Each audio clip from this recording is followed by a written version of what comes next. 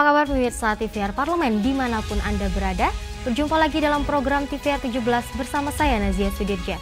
Tepat pukul 17 waktu Indonesia Barat kami hadirkan kepada Anda sejumlah informasi paling baru dan menarik seputar kinerja dan kegiatan DPR RI yang telah disajikan oleh redaksi TVR Parlemen. Pemirsa TVR Parlemen, inilah TVR 17 selengkapnya.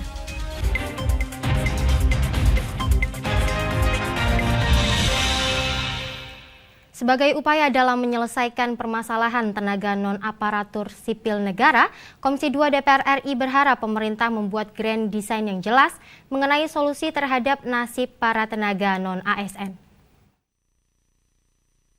Komisi 2 DPR RI meminta Menpan RB merevisi Surat Edaran Nomor 521 Tahun 2023 tentang pengadaan aparatur sipil negara tahun 2023. Pasalnya, terdapat perbedaan pola perilaku manajemen ASN di parlemen dengan kementerian dan lembaga lainnya.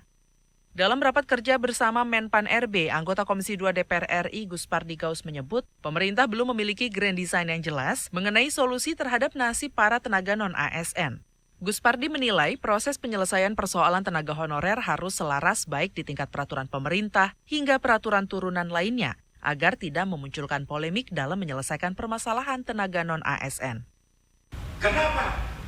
Karena struktur di kami anggota dewan namanya bukan kepala. Kalau kepala adalah bersifat horizontal dan sifatnya adalah komando dan patuh dan taat apa yang dikatakan oleh kepala. Sedangkan kedua adalah fasilitator, Pak.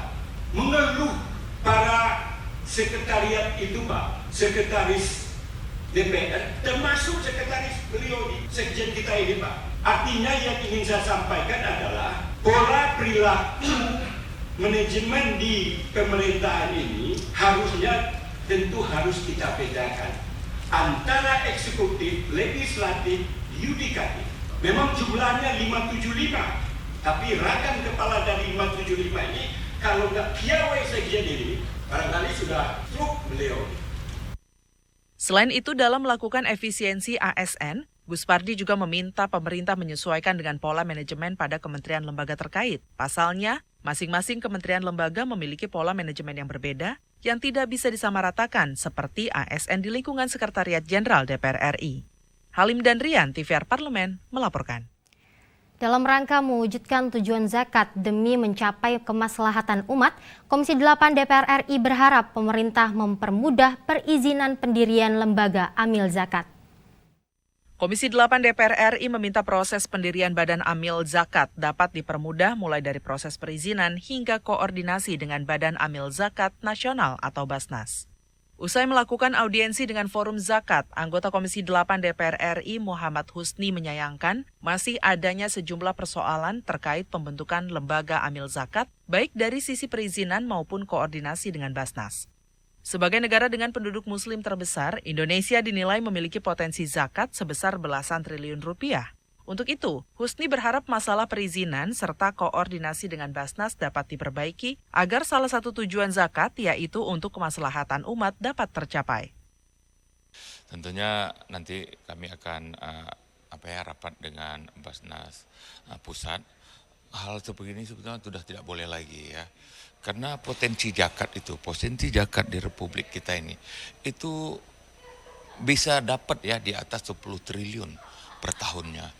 Jadi kalau masih kita terbelenggu dengan hal-hal yang kalau saya bilang ini hal-hal tradisional lah ya, ini bawaan-bawaan zaman dahulu kala itu, mudah-mudahan ini harus cepat dibereskan ya. Sementara itu, Wakil Ketua Komisi 8 DPR RI Diah Pitaloka meminta Basnas untuk memperbaiki regulasi terkait. Diperlukan audit resmi dan reguler yang berkoordinasi dengan Basnas agar Badan Amil Zakat yang akuntabel dapat terwujud. Pola koordinasi dengan Badan Amil Zakat perlu untuk dirapikan lah ya gitu, dan ini juga mereka menyangkut pengumpulan zakat sejauh ini relatif proses auditnya masih sebatas pelaporan kepada masyarakat, tapi belum ada lembaga audit bagi Forum Zakat yang secara misalnya resmi dan reguler berjalan gitu ya, tetap masih di bawah koordinasi Badan Amil Zakat. Oki dan Koko, TVR Parlemen melaporkan. Komisi 6 DPR RI berharap PT Pelayaran Nasional Indonesia atau PT PELNI dapat menyediakan pembelian tiket secara daring guna mengantisipasi ruas-ruas yang berpotensi terjadi penumpukan menjelang mudik Lebaran 2023. Komisi 6 DPR RI memastikan PT Pelayaran Nasional Indonesia atau PT PELNI siap menghadapi mudik Lebaran tahun ini. Komisi 6 mengapresiasi PT PELNI karena telah menyiapkan 68 kapal untuk mengantisipasi lonjakan penumpang. PT PELNI memprediksi pemudik Lebaran tahun 2023 melalui jalur laut akan mengalami lonjakan sebesar 25% dibanding tahun sebelumnya atau sekitar 600.000 penumpang. Sekitar 92.000 diantaranya merupakan kapal perintis dan 510.000 merupakan kapal penumpang. Anggota Komisi 6 DPR RI Andre Rosiade mengapresiasi langkah antisipatif PT PELNI dengan menyediakan sejumlah kapal untuk mengakomodasi lonjakan pemudik. Selain itu, PT PELNI juga dinilai memberi kemudahan bagi para calon penumpang karena menyediakan pembelian tiket secara daring. Hal ini dilakukan khususnya untuk mengantisipasi ruas-ruas yang berpotensi terjadi penumpukan, terutama di 15 hari jelang Lebaran dan 15 hari setelah Lebaran. Nah, dari 26 kapal itu PELNI bisa mengangkut sekitar 32.000 penumpang, lalu dari 42 kapal perintis itu sekitar 17.000 penumpang, di mana 26 kapal ini akan singgah di sekitar 71 pelabuhan dan sedangkan 42 kapal ini akan singgah di 273 pelabuhan. Jadi insya Allah kita sudah mendengarkan kesiapan PELNI dan kami mengapresiasi dan termasuk 68 kapal yang akan dipergunakan oleh PELNI ini sudah masuk dan sudah di maintenance di docking. Jadi insya Allah PELNI siap untuk menghadapi musim Lebaran atau musim mudik ini. PT PELNI beserta seluruh BUMN transportasi lainnya diharapkan dapat mengimplementasikan seluruh strategi dalam menghadapi arus mudik dan arus balik sesuai rencana yang telah dilaporkan kepada Komisi 6 DPR RI. Rifki Makdudi, TVR Parlemen, melaporkan. Dicabutnya status Indonesia sebagai tuan rumah Piala Dunia U20 oleh FIFA menjadi mimpi buruk yang menyebabkan pupusnya harapan pemuda bangsa. Seluruh pihak menyayangkan dunia olahraga masih saja dicampur adukan dengan urusan politik. Informasinya akan kami hadirkan sesaat lagi, untuk itu tetaplah di TVR 17.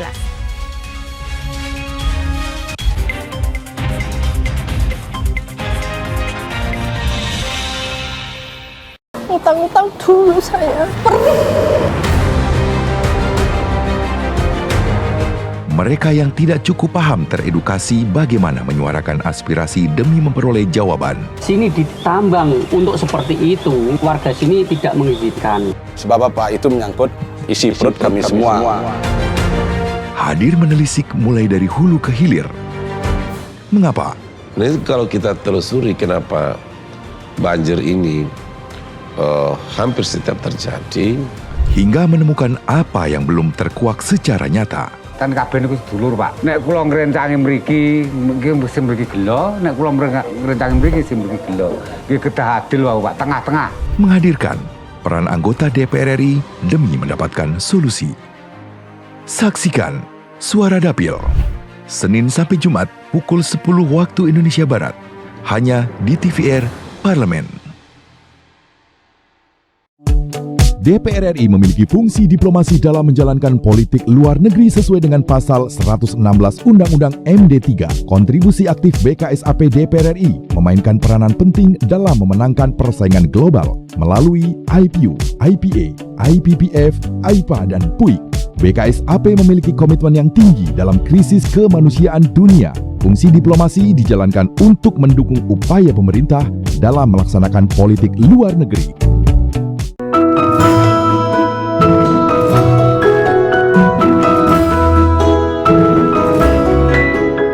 Perempuan Parlemen mengungkap sisi kehidupan pribadi anggota DPR RI dan partisipasi perempuan dalam politik dan publik, keseharian dalam keluarga, dan usaha mewujudkan aspirasi masyarakat di setiap sidang sebagai wakil rakyat.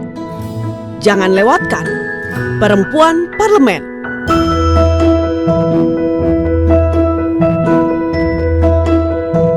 Hanya di TVR Parlemen.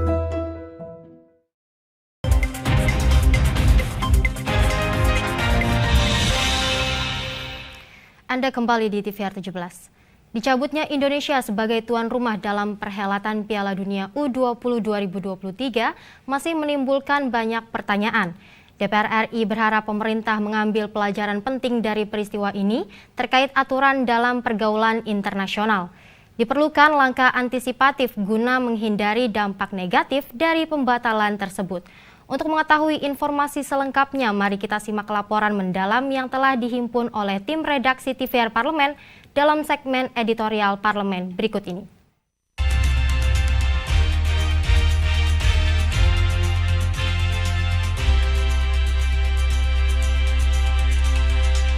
Saya mewakili para pemain timnas U20 memohon diperjuangkan, semoga masih bisa diperjuangkan untuk menjadi tuan rumah Piala Dunia U20 tahun ini. Kita para pemain juga sudah berusaha semaksimal mungkin untuk berlatih, untuk menunjukkan bakat yang kita punya di Indonesia ini. Tapi ya kita kan udah dengar isu tentang itu, jadi mohon diperjuangkan semuanya Bapak. Kami percaya bahwa Bapak bisa memperjuangkan kita. Semoga berhasil ya Pak.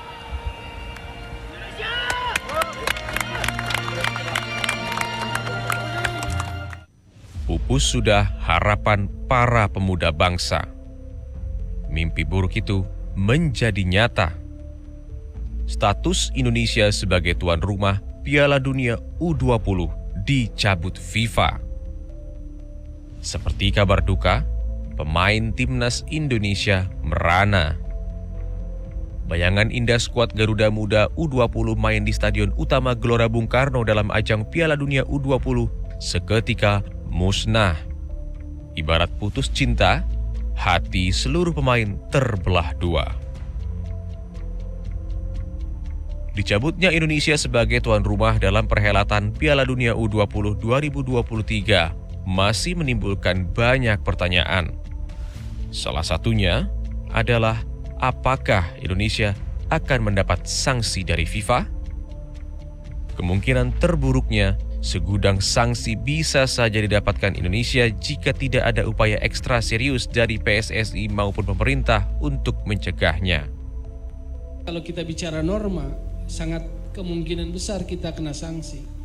Dan itu kita berat karena kita nggak bisa main di level apapun ya. Timnas kita semua level nggak bisa main dengan negara manapun. Kalau sampai jatuh sanksi dalam waktu dekat, kita nggak bisa main tuh Mei di SEA Games, lalu Piala Asia tahun depan kalau belum dicabut juga belum bisa main. Lalu klub-klub kita kalau juara juga nggak bisa melangkah ke level yang lebih tinggi, Piala AFC atau Champion Asia nggak bisa. Jadi itu yang dibilang sebagai terkucilkan tuh ya itu. Gagalnya perhelatan bergengsi Piala Dunia U20 di Indonesia harus menjadi pelajaran penting pemerintah untuk cermat dan konsisten melihat aturan terkait komitmen jangka panjang dalam pergaulan internasional. Harus ada langkah perbaikan bersama dan menyeluruh agar Indonesia kembali dipercaya untuk menghelat event-event bergengsi yang melibatkan berbagai negara di dunia. Jadi kami kecewa, sedih, dan tentu saja berharap tetap bisa melaksanakan event-event internasional bukan hanya olahraga dan menunjukkan kepada dunia bahwa Indonesia siap menyelenggarakan ajang-ajang internasional seperti itu. Hanya yang kami minta sebelum melaksanakan hal tersebut agar kemudian ditindaklanjuti atau dilihat dahulu apakah ada aturan-aturan yang kemudian nanti tidak bisa dilaksanakan di Indonesia. Jadi jangan sampai aturan itu kemudian bertolak belakang dengan pelaksanaan atau event-event yang akan dilaksanakan. Perlu adanya antisipasi agar tidak terjadi dampak negatif akibat pembatalan tersebut. Untuk itu, pemerintah dan DPR berencana mengevaluasi peraturan Menteri Luar Negeri karena ada aturan yang dinilai bisa membuat Indonesia sulit menghelat agenda olahraga internasional. Masalah utamanya memang kalau menurut saya adalah sikap kita sendiri gitu. Jadi kalau dari sisi legislasi ya selalu diterjemahkannya double standar seperti itu, maka resiko dan reputasi negara kita sebagai negara yang tidak berkomitmen itu susah untuk dipulihkan. Saya coba kontak Ketua Komisi 1 juga kan, Kakak Mutia, mungkin nggak sih peraturan Menteri Luar Negeri itu kita cabut? Ya, sebetulnya mungkin aja, namanya peraturan kan sebetulnya melarang tuh peraturan Menteri. Ini harus dicari jalan atau solusi yang lebih mendasar gitu loh, dalam kaitan dengan kesertaan Israel dalam berbagai event, karena pasti ini tidak bisa kita hindari. Seluruh rakyat Indonesia tentu tak habis pikir. Dunia olahraga masih saja dicampur adukan dengan urusan politik yang akhirnya memberi dampak buruk terhadap olahraga dan kiprah timnas di event internasional. Hal tersebut tentunya sangat mengancam reputasi Indonesia di mata dunia luar yang boleh jadi sulit untuk dipulihkan. Kini, kondisi masa depan sepak bola Indonesia yang terancam sanksi FIFA harus menjadi perhatian.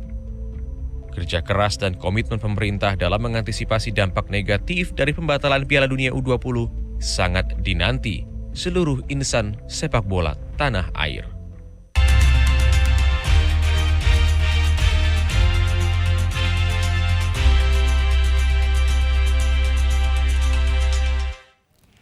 Jelang mudik Lebaran, DPR RI meminta pemerintah memastikan kondisi infrastruktur jalan nasional, jembatan, dan penanganan kecelakaan, antisipasi kemacetan, serta sosialisasi kondisi iklim pada arus mudik. Saksikan informasi selengkapnya. Untuk itu jangan kemana-mana, tetaplah bersama kami di TVR 17.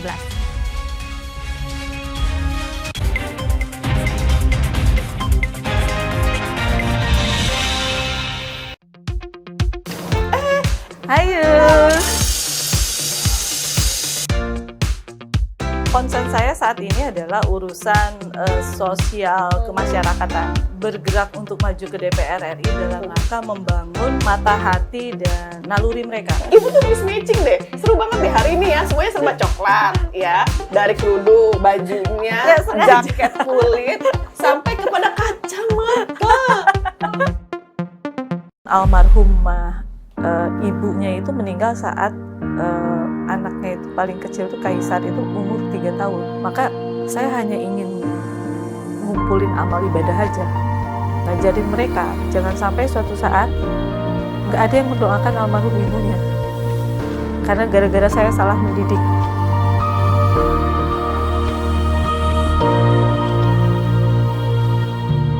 Cerita baru yang saya dapatkan kembali dari seorang perempuan parlemen kali ini pemirsa, yaitu selalu beritikat baik, apa adanya, dan mengedepankan doa serta restu dari orang tua yang akan membimbing kita dalam sebuah perjalanan kehidupan. Bersama Ibu Sally Andriani Gantina, hanya di Perempuan Parlemen. Utang-utang dulu saya. Mereka yang tidak cukup paham teredukasi bagaimana menyuarakan aspirasi demi memperoleh jawaban. Sini ditambang untuk seperti itu, warga sini tidak mengizinkan. Sebab apa? Itu menyangkut isi perut kami semua. Hadir menelisik mulai dari hulu ke hilir. Mengapa? Nah, kalau kita telusuri kenapa banjir ini hampir setiap terjadi, hingga menemukan apa yang belum terkuak secara nyata. Kan kabeh niku sedulur, Pak. Nek kula ngrencangi mriki, nggih mesti mriki gelo, nek kula ngrencangi mriki sing mriki gelo. Nggih kedah adil wae, Pak, tengah-tengah. Menghadirkan peran anggota DPR RI demi mendapatkan solusi. Saksikan Suara Dapil, Senin sampai Jumat pukul 10 waktu Indonesia Barat, hanya di TVR Parlemen.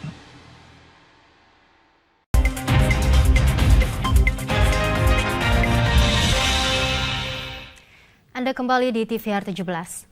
Dalam upaya mempersiapkan infrastruktur menjelang Hari Raya Idul Fitri, anggota Komisi 5 DPR RI Muhammad Aras mendorong pembangunan infrastruktur dapat diselesaikan 10 hari sebelum Hari Raya. Karena arus mudik tahun ini diprediksi akan mengalami lonjakan yang signifikan. Muhammad Aras juga meminta pemerintah untuk selalu mengingatkan masyarakat agar mempersiapkan mudik dengan maksimal dan selalu berhati-hati dalam menggunakan semua moda transportasi selama mudik Lebaran. Simak laporan selengkapnya bersama rekan kami, Vincent Aldi.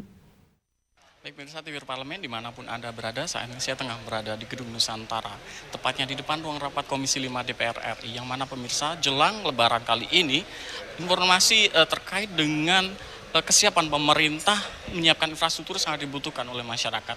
Dan untuk membahasnya telah bergabung bersama saya Bapak Muhammad Aras dari fraksi P3. Pak, maaf, bagaimana kesiapan infrastruktur jelang Lebaran kali ini, Pak? Ya, tentu baru saja selesai mudik di akhir tahun, Lebaran, tentu ini menjadi evaluasi juga bagi kami. Yang kedua, baru saja beberapa daerah tertimpa musibah banjir dan curah hujan yang cukup tinggi, yang mengakibatkan banyak infrastruktur jalan yang tentu tidak layak untuk dipakai atau kemantapannya sangat kurang. Oleh karenanya tentu dituntut oleh pemerintah dan kita semua untuk bisa memperhatikan jalan-jalan yang tadinya rusak berat, ya harus kita segera untuk melakukan perbaikan. Sehingga tentu layanan kita untuk Lebaran mudik tahun ini ya bisa lebih maksimal. Kita berharap bahwa masyarakat yang mudik tahun ini yang punya animo yang sangat tinggi karena di beberapa tahun sudah terhalangi dengan COVID-19, tahun ini mungkin akan menjadi puncak dari teman-teman akan mudik ke daerah. Oleh karenanya itu pemerintah dalam hal ini harus menyiapkan seluruh fasilitas yang dibutuhkan untuk memperlancar proses mudik Lebaran nanti. Oleh karenanya tentu kami menginstruksikan agar seluruh infrastruktur diselesaikan sebelum 10 hari minus Lebaran. Sehingga ini tidak mengganggu proses mudik yang dilakukan oleh teman-teman kita yang pulang ke kampungnya. Yang kedua, tentu arus lalu lintas juga harus maksimal diperhatikan karena harus ada rekayasa tertentu di jalan-jalan tertentu yang dilakukan oleh Korlantas bersama dengan Kementerian Perhubungan untuk bisa lebih memaksimalkan fasilitas jalan yang ada sehingga kendaraan-kendaraan tidak menumpuk pada satu titik sehingga itu akan mengakibatkan kemacetan yang meluas. Yang ketiga tentu juga penyeberangan harus menjadi perhatian, jangan sampai penyeberangan ini juga moda transportasinya juga terbatas dan bahkan yang harus diperhatikan adalah keselamatannya sehingga moda transportasi baik darat, udara, laut dan kereta api betul-betul harus safety dari keselamatan sehingga ada kenyamanan bagi rekan-rekan kita yang akan mudik ke daerahnya. Pak, mengenai tol-tol yang baru itu gimana kesiapan untuk dibukanya, Pak? Oleh karenanya juga terkait dengan fasilitas yang lain, infrastruktur. Di samping jalan yang harus yang lewati ya sedikit ya harus diperbaiki sehingga mulus, juga tol-tol yang segera akan difungsikan ini harus dimaksimalkan juga seluruh potensi-potensi untuk lebih memberikan kenyamanan kepada seluruh masyarakat. Oleh karenanya ya tentu kita berharap bahwa sebagai penghargaan kita terhadap dukungan masyarakat hari ini ya kita harus berikan layanan yang maksimal. Pak, untuk tahun lalu kan Nataru ada diskon tarif tol itu, Pak. Bagaimana nanti untuk Lebaran kali ini? Ya, kita berharap juga pemerintah memperlakukan yang lebih memudahkan dan lebih memberikan surprise kepada masyarakat sehingga tentu masyarakat sangat puas dengan apa yang diberikan layanan kepada pemerintah. Untuk terakhir Pak, untuk pesan ke masyarakat umum ini Pak, gimana dalam menjalani nantinya Lebaran nanti dalam berkendara? Ya, jadi kita tentu dalam hal ini sebagai warga bangsa kita mengharapkan bahwa seluruh kegiatan-kegiatan termasuk di dalamnya dalam mudik Lebaran ini adalah dijalani dengan baik sehingga tidak karena berlebaran bisa meningkatkan kecelakaan, bisa meningkatkan musibah bagi kita sehingga semua harus menjalankan sesuai dengan aturan yang ada, baik yang di darat, udara, laut dan kereta api. Oleh karenanya tentu dari pemerintah harus selalu mengingatkan agar seluruh pengguna transportasi yang ada ini selalu berhati-hati dan menyiapkan diri sebelum keberangkatan sehingga hal-hal yang kecil tidak terjadi di tempat di lapangan. Ya, yang memungkinkan biasa terjadi adalah ketidaksiapan bagi teman-teman tidak terbiasa mudik, misalnya tidak periksa remnya seperti apa, kelayakan kendaraannya seperti apa, kemudian kendaraan umum karena terlalu banyak penumpang, ya ada kendaraan ada yang siap tinggal dioperasikan. Padahal dari segi layak fungsi tidak bisa dimaksimalkan karena mungkin lama tidak terpakai sehingga banyak onderdil yang tidak layak untuk digunakan. Baik pemirsa, demikianlah wawancara saya dengan salah satu anggota Komisi 5 DPR RI, Muhammad Aras dari fraksi P3. Yang mana pemirsa, DPR dan kita semua tentunya berharap Lebaran kali ini menjadi Lebaran yang lancar, teratur, dan aman. Terima kasih atas perhatiannya pemirsa dan kembali ke studio. Selanjutnya pemirsa, apa saja yang menjadi topik perbincangan di media online pada hari ini? Usai jeda tetaplah di TVR 17.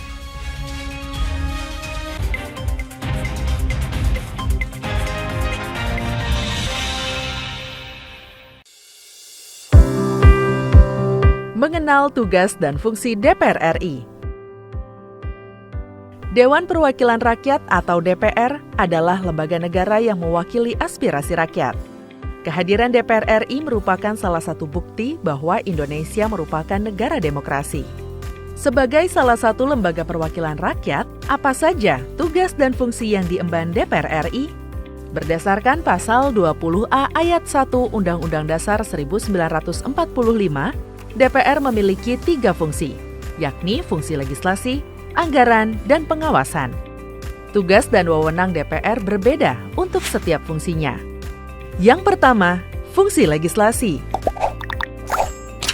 Menyusun program legislasi nasional atau prolegnas, menyusun dan membahas rancangan undang-undang, menerima rancangan undang-undang yang diajukan oleh DPD, membahas rancangan undang-undang yang diusulkan oleh Presiden ataupun DPD, menetapkan undang-undang bersama dengan Presiden, menyetujui atau tidak menyetujui peraturan pemerintah pengganti undang-undang yang diajukan oleh Presiden untuk ditetapkan menjadi undang-undang. Yang kedua, fungsi anggaran. Memberikan persetujuan atas rancangan undang-undang tentang APBN yang diajukan oleh Presiden. Memberikan persetujuan terhadap pemindahntanganan aset negara maupun terhadap perjanjian yang berdampak luas bagi kehidupan rakyat yang terkait dengan beban keuangan negara. Menindaklanjuti hasil pemeriksaan atas pengelolaan dan tanggung jawab keuangan negara yang disampaikan oleh BPK. Memperhatikan pertimbangan DPD atas rancangan undang-undang tentang APBN dan rancangan undang-undang terkait pajak, pendidikan, dan agama. Yang ketiga, fungsi pengawasan.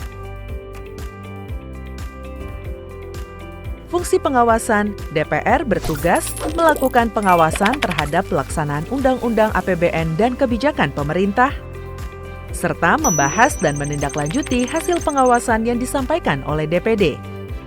Demikian penjelasan tentang tugas dan fungsi DPR menurut undang-undang. Informasi ini dipersembahkan oleh TV dan Radio Parlemen, Biro Pemberitaan Parlemen, dan Sekretariat Jenderal DPR RI.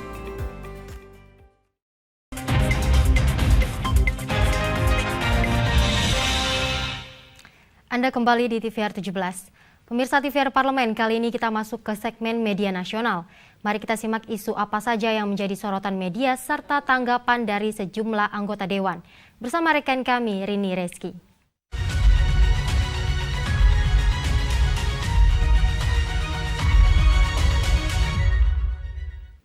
Baik, terima kasih rekan Nazia dan pemirsa. Berita pertama yang menjadi headline di media online yaitu di sini DPR RI berkomitmen dukung modernisasi alutsista. Kita lihat pemirsa di layar kaca. Di sini tentunya berkomentar Ketua DPR RI yaitu Dr. Honoris Causa Puan Maharani yang menghadiri upacara hari ulang tahun ke-77 TNI Angkatan Udara di Teksi Eko Lanut Halim Perdana Kusuma, Jakarta Timur pada Minggu 9 April 2024 kemarin. Di sini di upacara dipimpin langsung oleh Panglima TNI yaitu Laksamana Yudo Margono.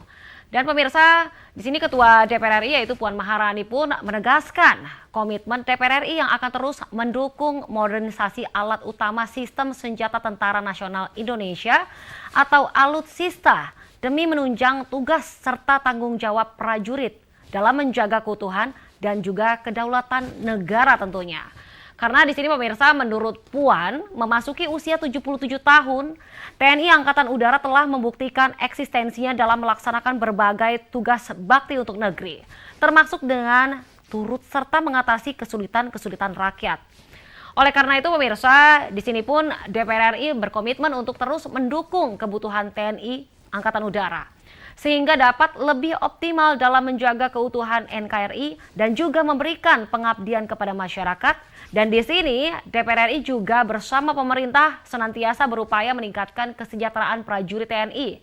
Dengan begitu, Indonesia dapat memiliki penjaga pertahanan negara yang profesional dan tangguh juga modern, serta disegani di kawasan seperti tema HUT TNI AU kali ini tentunya pemirsa. Baik, berita selanjutnya yang juga menjadi headline di media online pada hari ini yaitu diserang produk impor. Maksud kami diserang oleh produk impor. DPR RI menegaskan UMKM harus jadi tuan rumah di negerinya. Kita lihat kembali pemirsa di layar kaca, di sini tentunya terbit beberapa portal media dan membahas.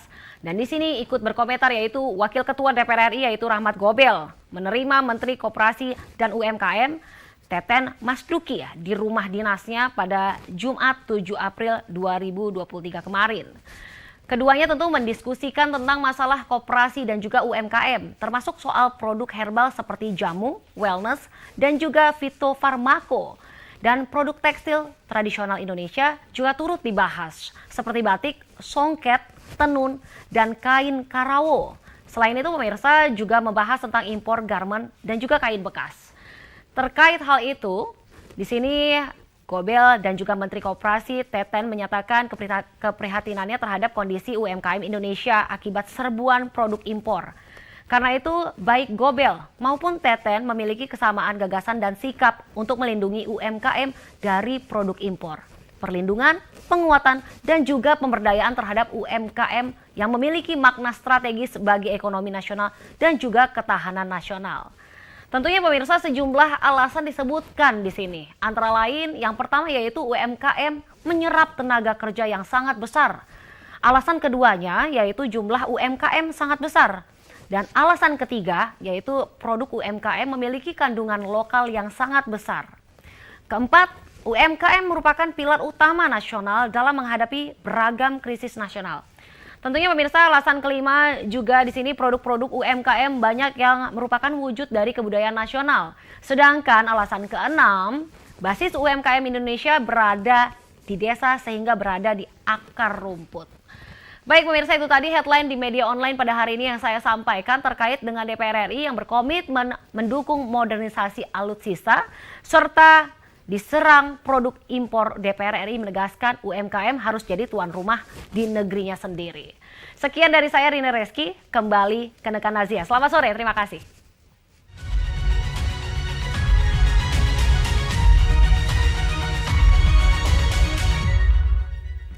Baik, terima kasih rekan Rini yang telah menyampaikan sejumlah sorotan dari media online nasional pada hari ini. Pemirsa TVR Parlemen, segmen media online tadi sekaligus menutup program TVR 17 edisi sore hari ini. Saya Nazia Sudirja beserta seluruh kru TVR Parlemen yang bertugas mengucapkan terima kasih dan undur diri dari hadapan Anda. TVR Parlemen, referensi Indonesia.